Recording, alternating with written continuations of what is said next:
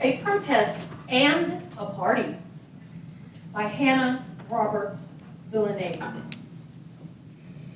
Sometimes people ask, is pride a protest or a party? And the answer is, of course, yes. And why not?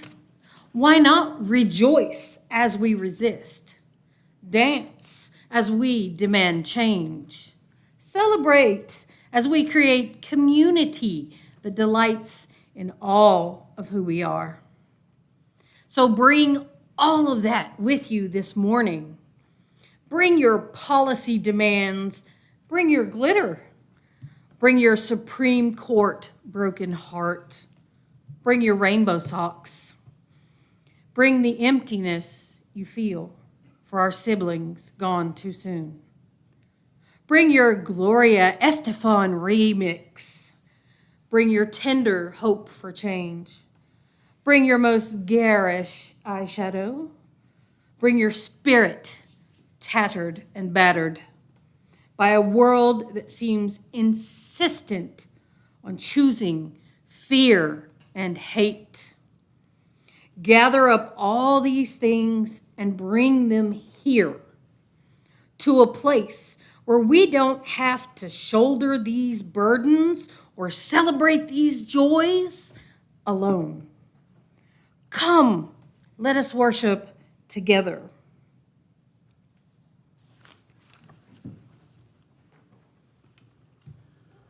First They Came by Martin Niemöller. First, they came for the communists, and I did not speak out because I was not a communist. Then they came for the socialists, and I did not speak out because I was not a socialist. Then they came for the trade unionists, and I did not speak out because I was not a trade unionist. Then they came for the Jews, and I did not speak out because I was not a Jew. Then they came for me, and there was no one left to speak for me. Witness and Pride by Eli Clare. Pride works in direct opposition to internalized oppression. The latter provides fertile ground for shame, denial, self-hatred, and fear. The former encourages anger, strength, and joy. To transform self-hatred into pride is a fundamental act of resistance. People who have lived in shame and isolation need all the pride we can muster, not to mire ourselves in a narrowly defined identity politics, but to sustain broad-based rebellion. And likewise, we need a witness to all our histories, both collective and personal. Yet we also need to remember that witness and pride are not the same. Witness pairs grief and rage with remembrance. Pride pairs joy with a determination to be visible. Witness demands primary adherence to and with history. Pride uses history as one of its many tools. Sometimes witness and pride work in concert, other times not. We cannot afford to confuse, merge, blur the two. For Pride by Lois Van Leer. They will march, walk, wheel, dance, shimmy, and shake, block upon block of undulating color, flesh, banners, signs, clothing, or lack thereof. Hands raised, hands linked apart, together, singing, shouting, chanting, silent, joyous, tearful, nervous, afraid, proud, defiant, angry, happy, delirious, tentative, ecstatic, courageous, brave, free. The stereotype, the unrecognizable. The flamboyant, the ordinary. The parent, the child. The runaway, the lost, the lonely, the found. Gay, lesbian, bisexual, trans, queer, intersex, questioning, allies, those who taunt and jeer their banners of hate 10 feet tall. God made Adam and Eve, not Adam and Steve. Burn in hell. The other slogans, straight but not narrow. I love my gay child. Standing on the side of love. One day a year, 1 out of 365 Mardi Gras out of season, festive, bacchanalian, tame, booths, food, shopping. Underneath, there is a history. Resistance. It was the marginalized of the marginalized. Drag queens, transvestites, the butch and the femme, who, unlike Rosa Parks, did not sit down, but in their tired rage, stood up, rose up, fought back, holding the police captive in the bars they had come to raid. Their weapons, their oppression, their hands, beer bottles, Stonewall. 6 days of riots in New York, June 1969. A year later, a march in Philadelphia, New York, Chicago, LA, San Fran, and now any weekend in June, anywhere around the world, Pride. Why do we march? For those who are not able. For those who have been murdered. For those who are ravaged by disease. For those who are still beaten, still taunted, still harassed, still victims, still targets. Why do we march? Because some truths ain't self-evident. Because all men ain't protected equal. And we love a good party. They will march, walk, wheel, dance, shimmy and shake, block upon block of undulating color, flesh, banners, signs, clothing, or lack thereof, hands raised, hands linked, apart, together, singing, shouting, chanting, silent, joyous, tearful, nervous, afraid, proud, defiant, angry, happy, delirious, tentative, ecstatic, courageous, brave, free.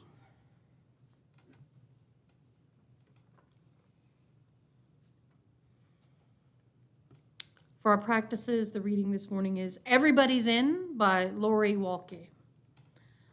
Gracious God, is it the glitter? Some people think it's the glitter that makes the Pride Parade like heaven. Pearly gates and streets of gold. Surely heaven has as much glitter as a Pride Parade. There's definitely enough glitter there to make a person believe that the Pride Parade is like heaven.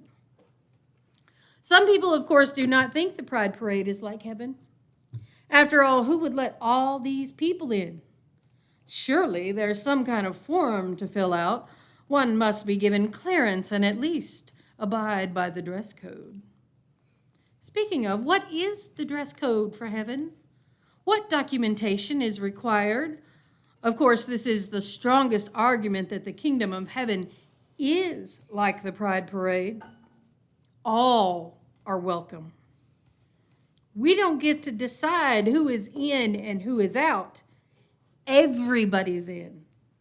Everybody. Or maybe it's that the kingdom of heaven is like the Pride Parade because it is a protest against bigotry, against hate, against fear. A protest against being someone you aren't, against the idea that only some of us are worthy. A protest against anything that does not lift up love. That's quite the parable, isn't it? The kingdom of heaven is like the pride parade where all are welcome and love wins. We'll know it by the glitter and the love. Thanks be to God. Amen. Good morning, everyone. I would like to preface this by saying that this service will include topics of suicide, hate speech and crimes, some outdated terminology, and genocide. I would also like to state that while this service is in regards to transgender genocide, I would like to make it clear that this is not the only genocide going on in America or around the world, and that by speaking on this, I do not intend to minimize the struggles of any other groups. In March of this year, at the Conservative Political Action Coalition, political commentator Michael Knowles got a roaring applause when he said, "For the good of society, transgenderism must be eradicated from public life entirely, the whole preposterous ideology." In 1938, the Institute of Forensic Medicine in Germany recommended that the phenomena of transvestism must be eradicated from public life. The author of these recommendations stated that draconian measures by the government against stubborn and hard-headed transvestites are adequate. As a trans person, hearing almost the exact same words spoken and cheered on at such a prominent political conference terrifies me. From the records, it is unclear how many trans people were affected by the Holocaust, but it is estimated that at least 50,000 gay men, lesbians, and bisexuals suffered in brutal conditions, were raped, were sentenced to death under the rule of Adolf Hitler. Even after the end of the war, paragraph 175, which had criminalized homosexuality, was not repealed, and many LGBTQ plus individuals remained in prison for years to come. And the loss is not limited to just the human lives. An entire history was wiped clean by the Nazis. From 1919 to 1933, the Institute of Sexology in Berlin was the leading research center for sexuality, gender, and sex, and was the first of its kind in the world. It was founded by Magnus Hirschfeld, a gay Jewish physician and activist who was a target for far-right Germans and was attacked on multiple occasions. The Institute of Sexology was important for many reasons. It pioneered research for various matters regarding gender and sexuality, including gay, transgender, and intersex topics, and offered education on those matters not just to physicians, but to common lay people, as well as housing a unique library of books on these topics.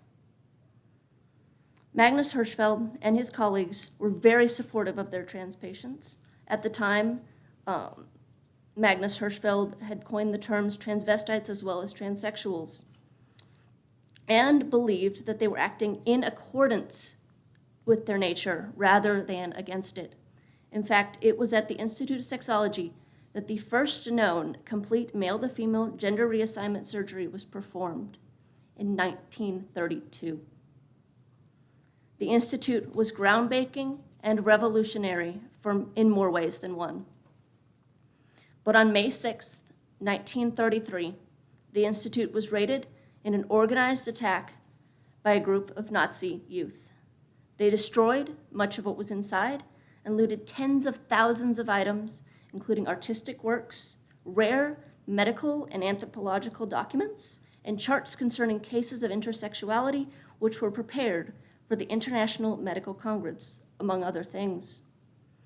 4 days later, the remaining library and archives were publicly hauled out and burned in the first Nazi book burning. It is estimated that 12,000 to 25,000 books and journals, many unique to this library, were destroyed. A collection of works about sexuality in any one place, similar to the one stored at the Institute, was not compiled again until the founding of the Kinsey Institute in 1947. Flash forward to now, anti-LGBTQ bills nationwide have more than doubled since last year, over 500, according to the Human Rights Campaign. Those passed, which is 70 as of May 23rd, included banning gender-affirming care for trans youth and, in some cases, adults, prohibiting people from using restrooms that align with their gender, allowing or even requiring misgendering of trans students, creating a license to discriminate, and banning books on LGBTQ topics.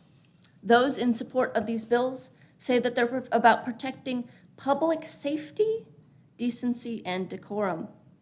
But studies have shown that transgender youth with restricted locker room and bathroom access, as in not being allowed to access the facilities that match their gender, are at higher risk of sexual assault. Studies have shown that gender-affirming care reduces suicide risk by 73%. Studies have shown time and time again that having support and affirmation saves trans lives, and restricting that, banning that, kills us. And it's not even just the legislation. Hate crimes against trans individuals have been increasing. Hate crime statistics from the FBI show that hate crimes against transgender and gender nonconforming individuals have increased 587% between 2013 and 2019. And that almost 20% of hate crimes were motivated by sexual orientation or gender identity bias. But is it fair to call all of this transgender genocide? The United Nations General Assembly in 1946 described genocide as a denial of the right of existence of an entire human group. They put forth a list of things that would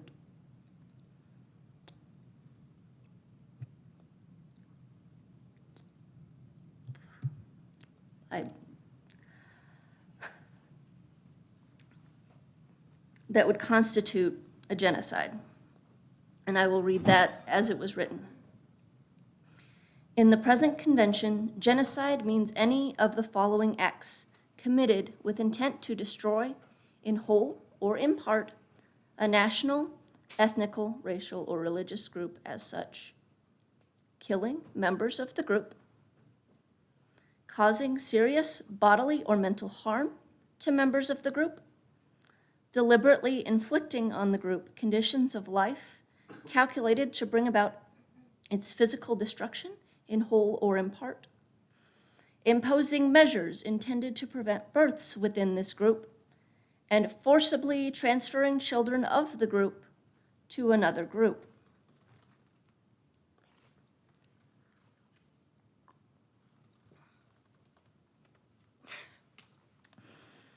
Just from this list, bans on gender-affirming care will cause serious bodily and mental harm to trans people, both increasing suicidality and causing serious chronic health issues for those who have undergone certain surgeries, which falls under the first 2 points.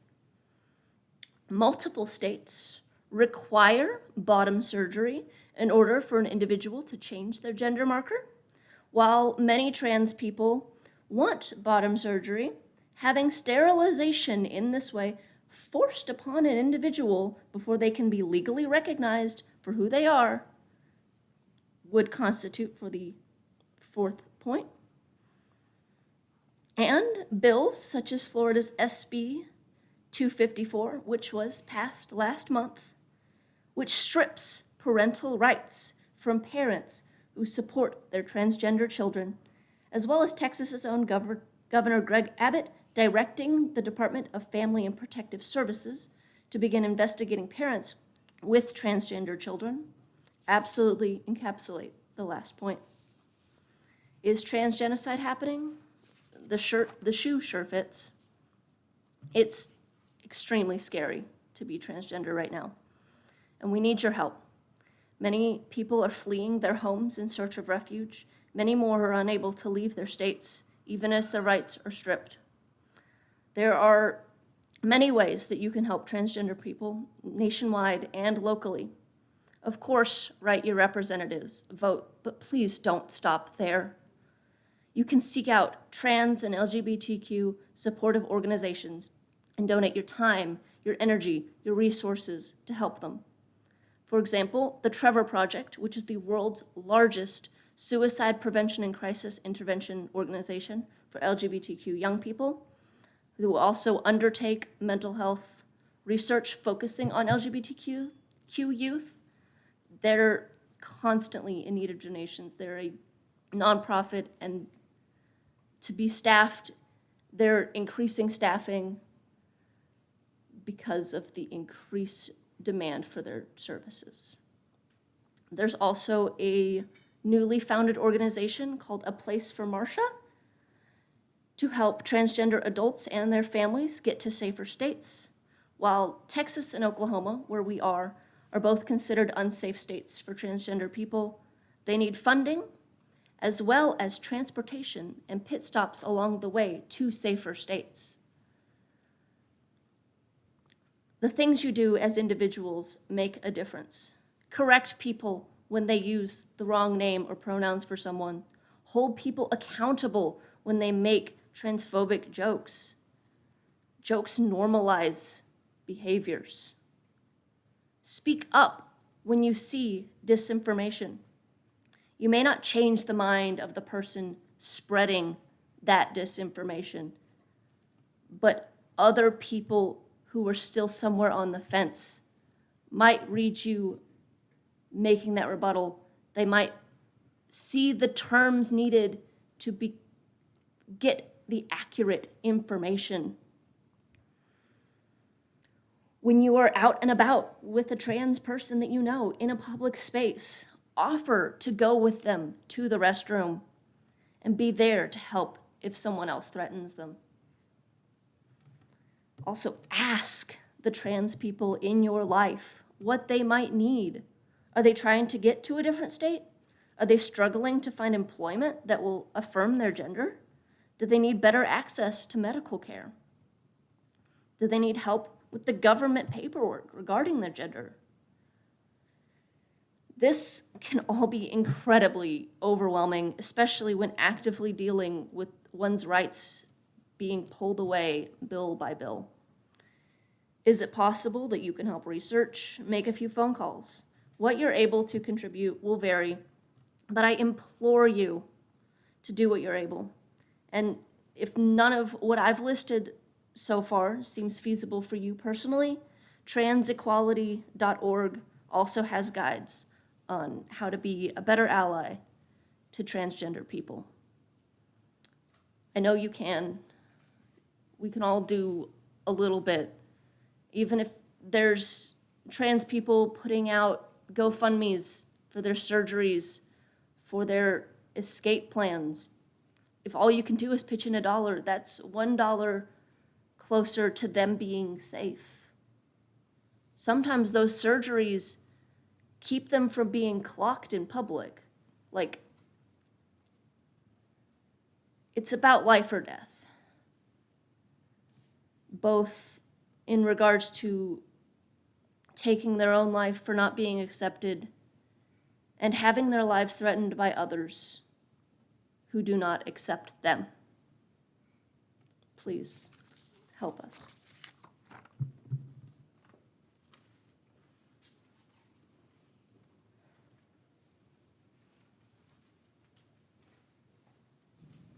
hope that was as inspiring for you as it was for me. As We Go Forward by Cheryl Block. As we go forward into this frightening, exhilarating, confusing, miraculous world, may we offer our comfort to the afflicted, our love to those who are lonely, and our wish for all to be safe.